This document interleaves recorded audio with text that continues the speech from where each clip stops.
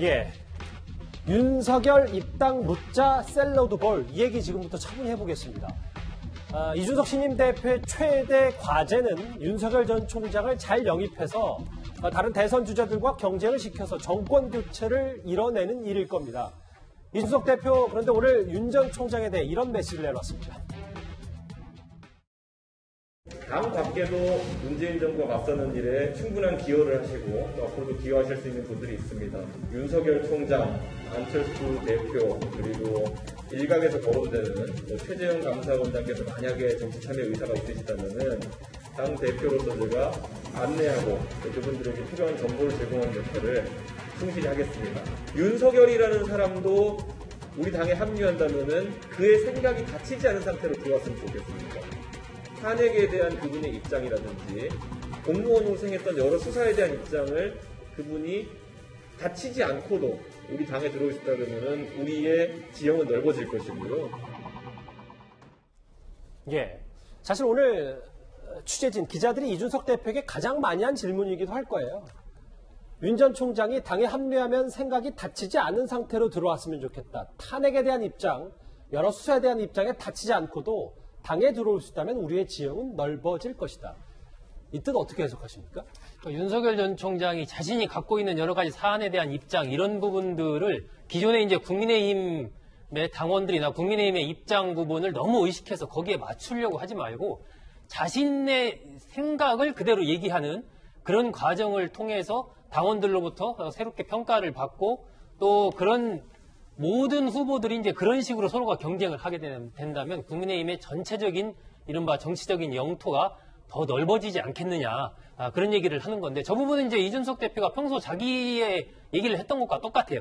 어떤 사안에 대해서 분명하게 자신의 입장을 밝히는 것, 때로는 그것이 강한 논쟁을 불러일으키고 당 안팎에서도 반대, 비판 여론도 받을 수 있겠지만 그것이 그냥 입장을 밝히지 않고 기존의 어떤 흐름에 이렇게 묻어가려고 하는 것보다는 훨씬 더 낫다. 그것이 정치인의 기본 자세다라고 보기 때문에 윤석열 전 총장도 뭐 박근혜 전 대통령의 탄핵 부분에 대한 거나 자신이 했던 수사 부분에 대한 거나 뭐 5.18에 대한 거나 뭐든지 어쨌든 자신의 생각을 그대로 이렇게 리얼하게 얘기를 하고 하는 것이 오히려 더 바람직하고 그것이 크게 봤을 때 국민의힘이 쓸 수 있는 운동장을 훨씬 더 넓혀주는 그런 거니까 너무 이렇게 기존의 지지층, 기존의 생각, 국민의힘의 힘이라는 그 틀 자체에 얽매이지 않았으면 좋겠다. 뭐 그 얘기를 한 것이죠.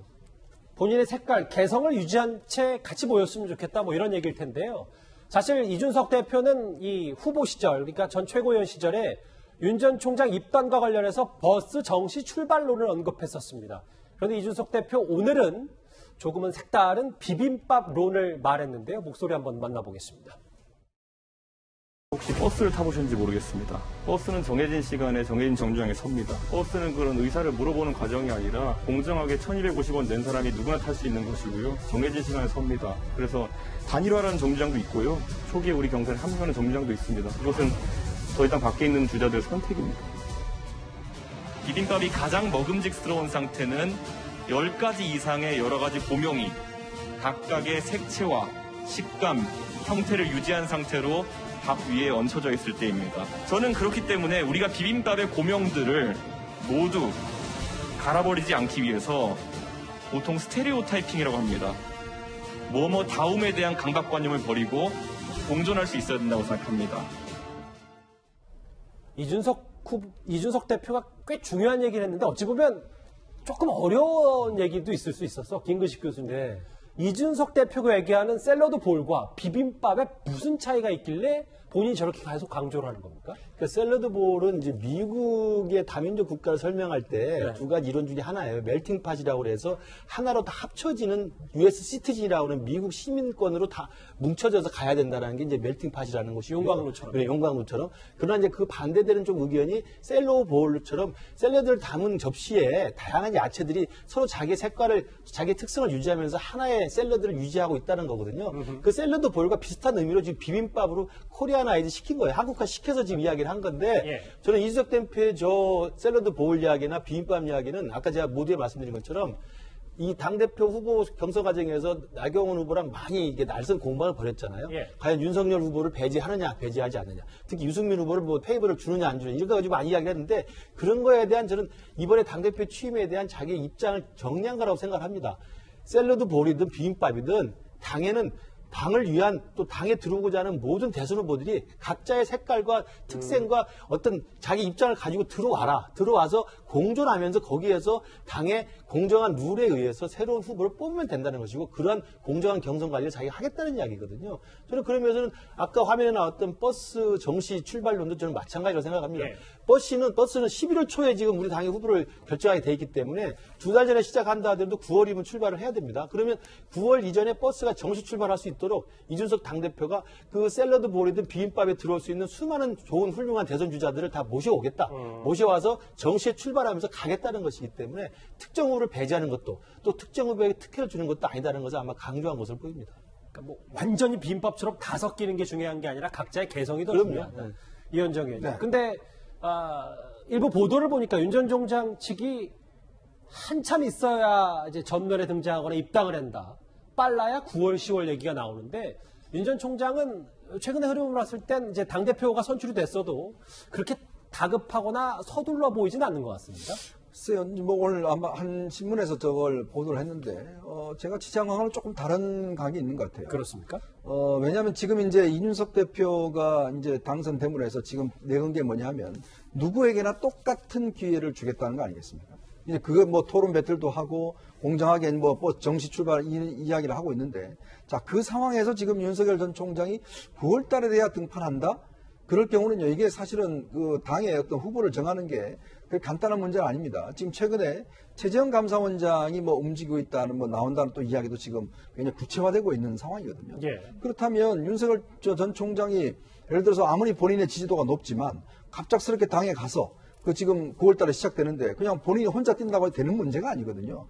왜냐하면 지금 이제 여러 가지 이제 윤석열 전 총장의 지금 계속 행보를 좀 비공개를 함으로써 좀 필요성이 높아지고 있다는 이야기도 있고 또 지금 이준석 대표는 뭔가 다 공정하게 한다. 왜냐하면 정치도 공정하게 해야 된다는 거거든요. 예. 그럼 똑같은 출발선상에 서야 된다는 건데 누구에게 특혜를 주지는 건 아니겠다는 걸 따져보면 저는 윤 전 총장도 굳이 저렇게 늦게 입당할 이유가 없다. 그렇다면 본인도 처음부터 들어와서 그 내에서 생존을 해야 되는 거죠. 그래야만 공정한 거 아니겠습니까? 나는 이게 지도 1등이니까 나한테는 특별 대우 해줘야 된다. 이렇게 된다면 지금 이준석 대표가 주장하는 거하고는 좀 상충되는 측면이 있는 거거든요. 그렇겠죠. 그렇다고 본다면 어차피 지금 여러 언론이나 뭐 본인이 볼 때 많은 관심이 있는 상황에서 굳이 저렇게 지금 9월달 왜냐하면 최근에 또 대변인까지 임명했지 않습니까?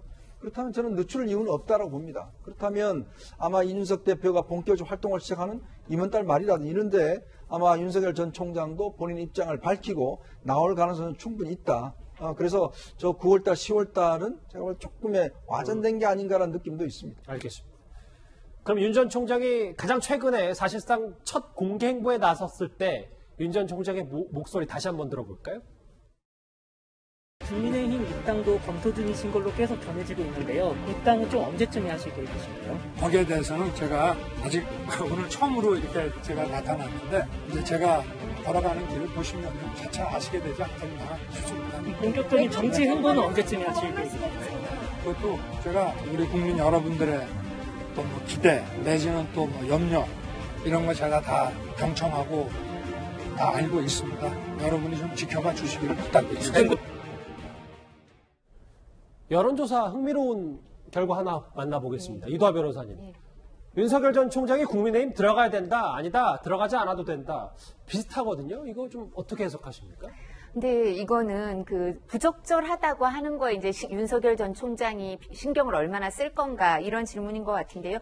저 부적절하다고 하는 게 36% 정도 되는데 이재명 지사 지지율과 뭐 이낙연 요새 박용진 의원이 3위 정도로 오죠. 박용진 뭐 이런 분들 지지율하고 비슷한 거 아닌가. 그러니까 여권 지지자들이 역선택으로 저렇게 반대하는 결집을 한 걸 수도 있거든요. 그래서 저 부적절하다는데 그렇게 의미를 둘 필요가 있을까 잘 모르겠어요. 그래서 그리고 또 오히려 어떤 사람들은 이런 얘기도 하죠. 민주당 지지층이 그 공정이란 시대 정신을 보고 그다음 조국 사태 내로남불에 실망해서 윤석열 전 총장의 지지로 옮겨왔는데 그 사람들이 윤석열 전 총장이 국민의힘에 입당했을 때 따라올 수 있을까? 그런 걸 보여주는 거 아닌가 이런 얘기도 있지만 뭐 사실 이 여론조사는 해보면 그렇게 큰 의미는 없는 거 아닐까 싶습니다. 예. 저기 이제 적절하다 부적절하다의 이제 윤석열 총장의 국민의 입당에 대한 부적절이라는 응답은요. 이두화 변호사가 잘 지적하셨지만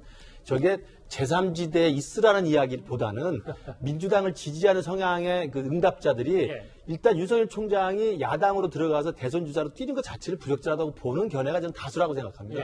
저게 윤석열 총장의 국민의 입당의 여부를 고민하게 만드는 여론조사가 되려면 국민의힘 입당이 적절하냐 부적절한 질문보다는 제3지대에 남는 게 적절하냐 국민의 입당이 적절하냐는 그 설문조사를 해야만 그 수치가 의미가 있는 것이지 국민의 입당에 대해서 적절 부적절하면 저 부적절의 의미가 제3지대를 포함하는 건 저는 아니라고 생각합니다. 뭐 그럼에도 일부 국민의힘 여론조사 국민에 안 들어가는 게 낫겠네라는 시민들도 있을 겁니다. 예, 두 분 말씀은 그렇게 평가를 일단 하시는 것 같고요. 소종석 국장님. 네.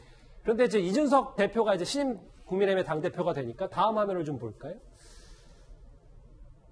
이준석 시험 감독 밑에서 윤석열과 안철수가 자격 시험을 보려고 하겠는가? 이런 게 보수 혁신인가? 왜 날선 비판을 진중권 전 교수가 했습니다. 예, 지난번에 진중권 전 교수는 이준석 대표랑 젠더 관련해서 논쟁을 벌였고 또 이제 시사저널 TV에 나와서도 만약에 이제 이준석 당대표가 뭐 되면은 이제 국민의힘은 망할 것이다 뭐 이런 얘기도 했는데 굉장히 비판적으로 어쨌든 얘기를 하죠. 근데 다르게 본다면 어쨌든 뭐 당대표, 나이를 떠나서 당대표가 새로운 룰, 그런 틀을 만드는 거고 그 아래에서는 뭐 윤석열 전 총장이든 안철수 대표든 누구든 만약에 경쟁하고자 하는 사람들이 있다면 공정하게 거기서 이제 경쟁을 하는 거죠. 이준석 대표의 역할은 어떻게 하면 조금 더 이른바 많은 훌륭한 인물들을 많이 끌어들여서 그분들이 공정하게 경쟁을 하면서 국민의 눈가기를 잡아서 거기에서 훌륭한 후보를 만들어낼 수 있는가. 이것이 이제 당대표의 가장 중요한 역할 중에 하나이기 때문에 그러한 틀을 만드는 과정에서 어쨌든 당내의 불협화음이 없도록 잘 관리를 해야 될 것이고 그리고 나서 이제 윤 전 총장이나 안철수 대표나 이런 분들을 어떻게 하면은 이른바 야권 단일 후보라는 큰 틀을 만들 수 있을 것인가 이런 부분들이 이제 중요한 과제로 남는 거죠. 그 과정에서 이른바 실력이나 그런 공정성 이런 것들 문제가 되는 거고 지금 드라마를 어떻게 2대2 토론 배틀 얘기를 하는데 민주당도 마찬가지입니다. 지금 국민의힘과 민주당이 공통적으로 안고 있는 고민은 이 대선 후보 경선 과정을 어떻게 하면 드라마틱하게 잘 해서 국민들의 눈가기를 사로잡을 것이냐. 윤석열, 이재명의 양강체제가 지금 6개월 이상 지속되고 있지 않습니까? 그런 과제를 둘 다 지금 안고 있는 거죠. 이현정 의원님, 이 얘기만 짧게 하고 이번 주제 마무리를 할게요. 실제로 윤 전 총장의 첫 번째 입이 누가 될 것이냐 관심이 있었는데 조선일보의 이동훈 논설위원.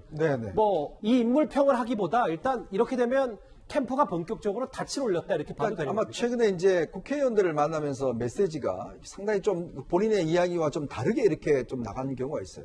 그렇다 보니 그게 또 논란이 되고 쟁점이다 보니까 아마 윤 전 총장도 빨리 이걸 좀 메시지만이라도 일단 빨리 좀 정리해서 일관된 메시지 이런 게 필요할 것 같다. 왜냐하면 요즘 윤 총장 측 이게 측이 너무 많아요. 그렇다 보니까 이 측도 뭔지 저 측이 뭔지 이런 혼란이 비슷하다 보니까 자, 이 이야기가 내 이야기다라는 거 어떤 대변인이 필요했었고 일단 대변인을 먼저 임명했고 아마 공보 조직도 다음 주 되면은 좀 더 보충되지 않을까 그렇게 예상하고 있습니다. 이준석 신임 대표와 관련된 윤석열 전 총장의 행보 얘기까지 만나봤습니다.